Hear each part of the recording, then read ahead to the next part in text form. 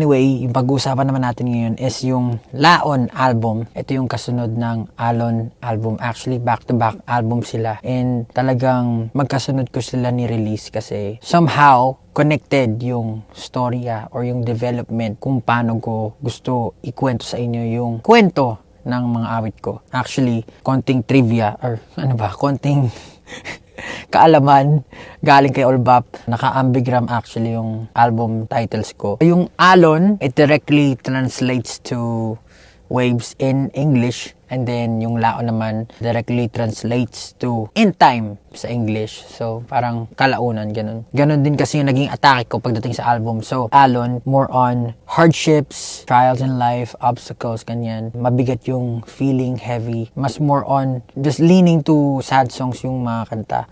Tapos ito namang Laon, since nga, I believe kasi lahat ng hardships may katapusan. So, patuloy pa rin yung mga raranasan nating waves. Kalaunan, maging okay din ng lahat. So, ito yung Laon album, mas chill siya, mas parang accepting sa nangyayari sa buhay, mas na-enjoy na yung experiences in life. Alright, let's go!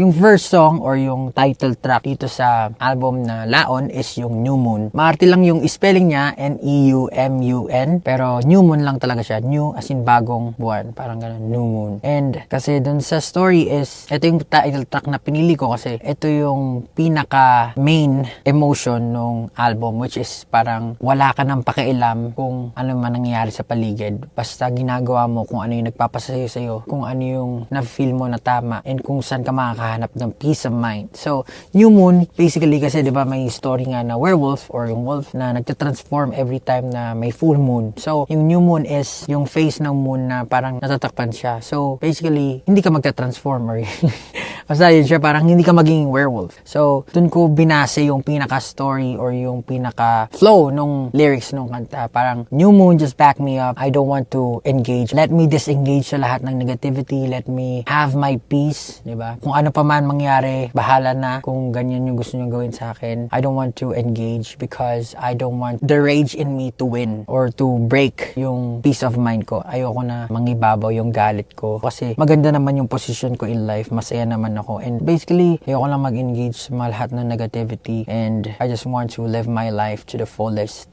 and enjoy the experiences and people na makakasama ko. So, yun mo.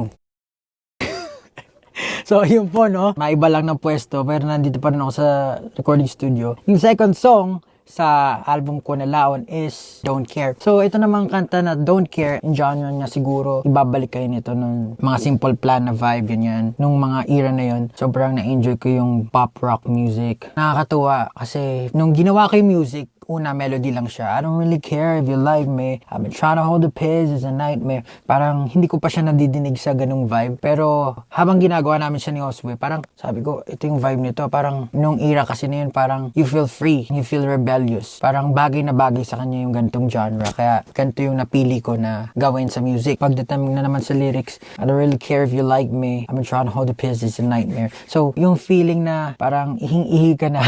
Pero pinipigil mo yung ihi kasi tinatry mo i-hold back yung feeling na yun para nang sa ganun mapagbigyan kung ano yung gusto nila sabihin. Pero for the longest time, ganun yung ginagawa mo and it's not very healthy. It's time for you to let go and yung peace of mind na sinasabi nga nila, diba? Parang kapag nakapag-let go ka na nung feeling or emotion na yun, parang dun kumagaan yung pakiramdam mo. Basically, you don't care about what people say in order to enjoy life as it is. Kahit man may kamalasan or kahit anumang ma-experience mo na bagay-bagay, mas ma-enjoy mo yung moment kung hindi mo iisipin yung sinasabi ng mga tao. Instead of hesitating because ito yung mga sinasabi sa'yo ng mga tao, you just do it. You just do it because you like it. It's something na you want to try. Ayun yung Don't Care. So, sana nagustuhan nyo yung Don't Care and pakinggan nyo po yung Laon album. Let's go!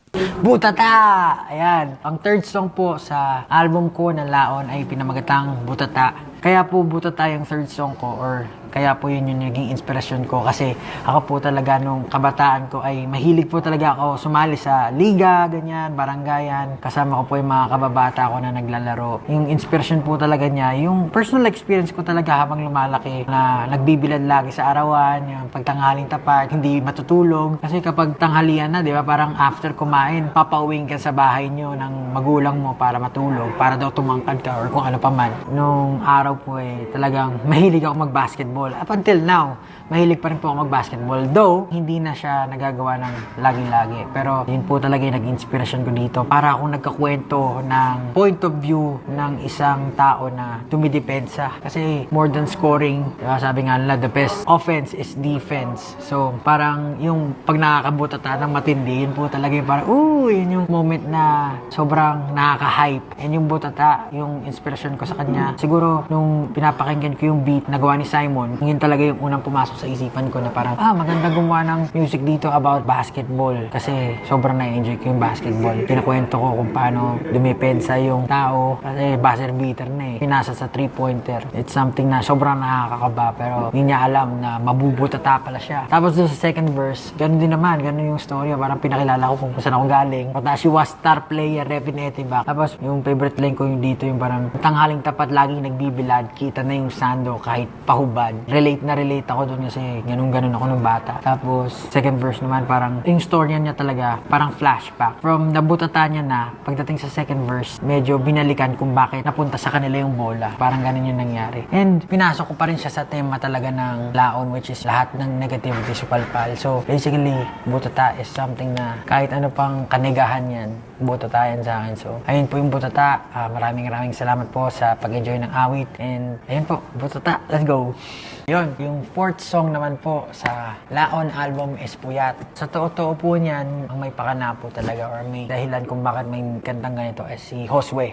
Pinadinig niya po sa akin yung music na ginawa niya and sobrang heartfelt and sobrang natouch ako kasi those are the words na gustong-gusto ko sabihin sa mga kaibigan, pamilya ko. Nung nagsisimula pa lang ako. Lahat naman tayo may mga gustong ma-achieve in life. Lahat tayo may mga pinagpupuyatan kasi meron tayong gustong marating. And lahat ng pagpupuyat na yan, lahat ng eye bags na natatamo natin, may kahihinat na yan or may babalik sa atin. So, itong meaning ng kantang to na parang in time, lahat ng naghihirapan natin, dreams pa yan, work or studies, magpupuyat ka para makakuha ng magandang grades. Kahit ano pa yan, lahat ng pagpupuyat natin may papupuntahan, mayroong kahinatnan. Huwag lang natin titigilan. At tulad nga na sinabi ng kanta na parang wala namang nanalo ng yung damit, hindi man lang nadungisan. So, yung mga hardships na natatamo natin ngayon, yung mga challenges, lahat yan may kapalit. Lagi mang puyat, dasal natin na yung makakamtan din. So, ayun po yung puyat. Maraming salamat sa pakikinig ng awit. Maraming salamat kayo for this music and inspiration and ayan po, sana po ay may inspire din kayo. Puyat, let's go! Yung fifth song sa album ko na Laon is called Blessed and I was able to write the song nung nag-stumble ako sa isang preach ng pastor sa YouTube. And yung preach niya was about the blessings that hindi natin nanonotice na blessings pala, hindi natin alam na blessing pala, na pinagpapala pala tayo ng Diyos. And yun yung naging parang inspiration ko para masulat tong kanta na to. Meron tayong mga bagay na hindi inaasahan talaga na akala natin ganun-ganun lang, napapalagpas natin, hindi natin namamalayan na we're being blessed by the Lord. Dun sa intro, parang sinample ko yung preach ng pastor. Tapos parang dinistort ko lang, pinitch up ko lang. Tapos sabi niya doon, the world is constantly changing. Madalas hindi tayo nagkakaroon ng oras para makapag-adjust din sa mga bagay-bagay na yun.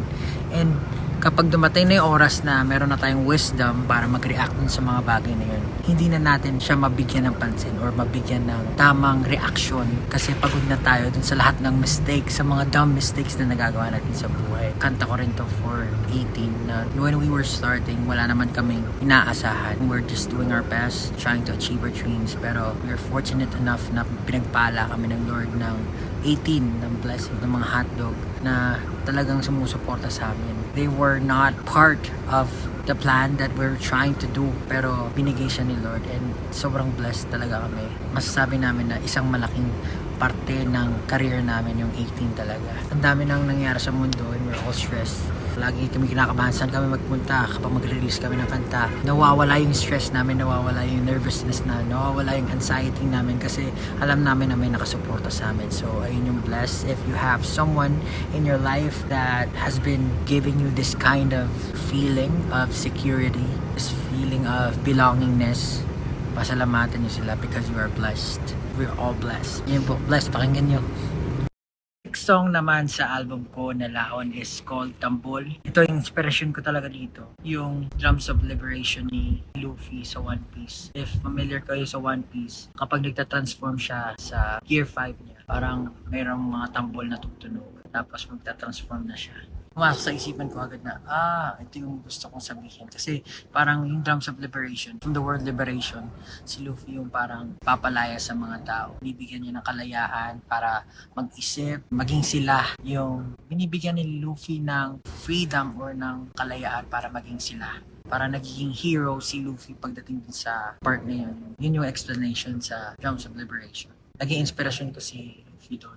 Nung nadinig yung drums, pumasok agad sa isip ko yung nabili namin ni na Josh na drum. Meron kami nabiling isang malaking drum tsaka isang mapayat na drum na magkaiba sila ng tunog. Tapos, yung title niya, Tambol, Ibang Planeta, kasi yung pinaka-hook part niya, yung Every day we got something. So, parang choir siya. Tapos, etong taon to, yung parang tagapagtanggol natin, yung sasagip sa atin or magle-liberate sa atin sa bagay na yan. Parang after ng hook part, mag-iiba yung tunog, magiging futuristic. Kasi nga, yung concept niya parang galing sa ibang planeta. So, parang ganun din sa Luffy. Nagiging parang cartoonish lahat ng bagay kapag nag-transform siya sa Gear 5. Yung pagiging tagapagtanggol dito kasi usually people are afraid or people tend to veer away from speaking the truth kasi they're afraid na ma-hurt nila yung mga tao, makasakit sila ng feelings. Pero yung tagapagtanggol dito, siya yung parang, okay, sige, ako na lang yung magsasabi ng katotohanan, kahit magalit kayo sa akin. Pero,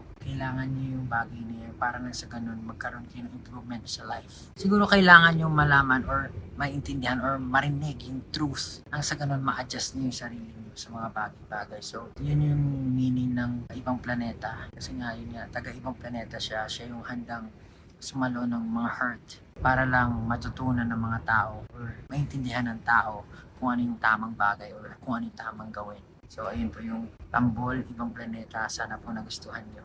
Let's go!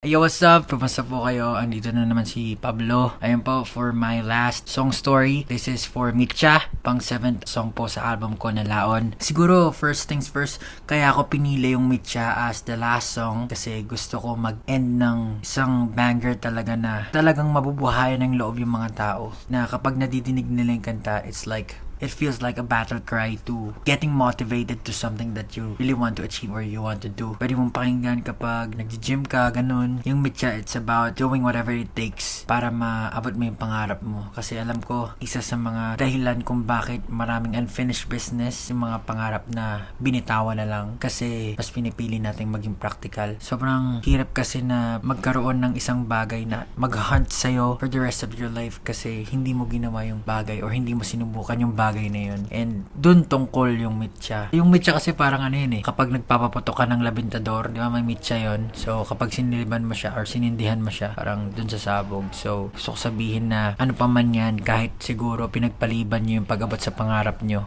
Kung may pangarap ka na iniwan mo muna or kung may pangarap ka na binaon mo muna sa lupa for a while kasi may kailangan gawin, now's the time para hukayin mo yan uli. Silaban mo na uli ang Mitcha kasi we don't have all the time para abutin yung mga pangarap natin or subukan yung mga bagay-bagay na pwede natin gawin sa buhay. Meron lang tayong isang buhay, meron tayong limited time, hindi natin alam kung kailan tayo mawawala sa mundo. Pero hopefully, mabuhayan kayo dito sa awit na to. If you want to try or if you want to do something na matagal nyo nang gustong gawin, eto na yung Mitcha, eto na yung sign para silaban nyo na yung Mitcha. So, ayun po, maraming salamat sa pakikinig sa Mitcha and syempre sa album ko na Laon. Pakinggan nyo rin po yung Alon and maraming salamat po.